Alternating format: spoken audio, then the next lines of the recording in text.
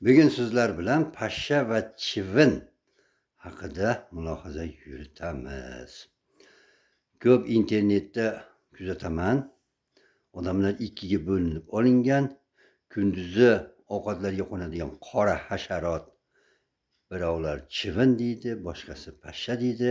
Kechasi odamlarni chaqadigan oq hasharot yana kimlardir chivin deydi, kimlardir pashsha deydi. Endi pashsha deydiganlarning asosi bor. Masalan, ana shu kechasi chaqadigan hasharotdan saqlanish maqsadida bir matoh qo'yiladi. Uning nomi pashshaxona deyiladi. Mana shuning o'zi juda katta bir asos deyishimiz mumkin. Chivinxona deyilmaydi. Kunduzi ana shu qora ovqatlarga qo'nadigan hasharot uchun maxsus pashshaxona qo'yilmagan. U chaqadiganlar uchun xizmat qiladi. Endi ba'zi bir videolarni ko'rdik. Odamlar ikkiga bo'linib olib, bir-birlarini sasib so'kishyapti. Yozuvlar ham shunaqa. Yo'q, madaniy bahs kerak. Men bilganimcha o'z fikrlarimni aytmoqchiman. Mahmud Qoshariyning Devoni Lug'oti Turk, Yusuf Xos Hojibning Qutadg'u Bilik, Alisher Navoiyning Saddi Iskandariy dostonlarida kunduzi ovqatlarga qo'nadigan hasharotning nomini, o'sha qora hasharotning nomini chivin deb aytgan. Demakki, biz mana shu allomalarimizning fikriga qo'shiladigan bo'lsak, o'sha ovqatlarga qo'nadigan qora g'ashga tegadigan hasharot chivin ekan, pashsha emas. Lekin adabiy tilda pashsha deb tasdiqlangan.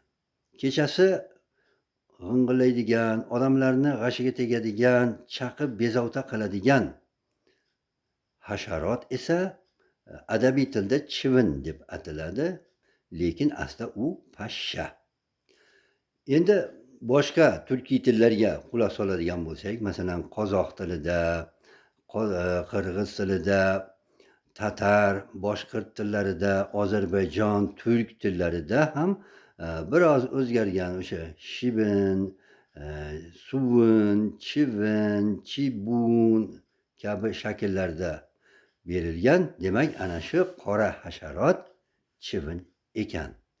Faqat o'zbek tilida qabul qilingani bo'yicha u chivin emas, balki pashsha deb qabul qilingan. Pashsha fors tojik tilidan pashsha so'zi bizga kirib kelgan, boshqa turkiy tillarga kirmagan. Unda ham chaqadigan hasharotni pashsha deyilgan. Lekin keyinchalik vaqtlar o'tib, u hozirgi biz kunduzgi hasharotni pashsha deydigan bo'ldi. Boshqa tillarda, demak, turkiy tillarda pashsha o'z o'rnida, uni boshqacha qilib atashadi, chivin o'z o'rnida. Demakki, bizdagi xatolikni to'g'rilash vaqti keldi. Ana shu kunduzi ovqatlarga qo'nadigan, g'ashga tegadigan qora hasharot pashsha emas, balki chivin.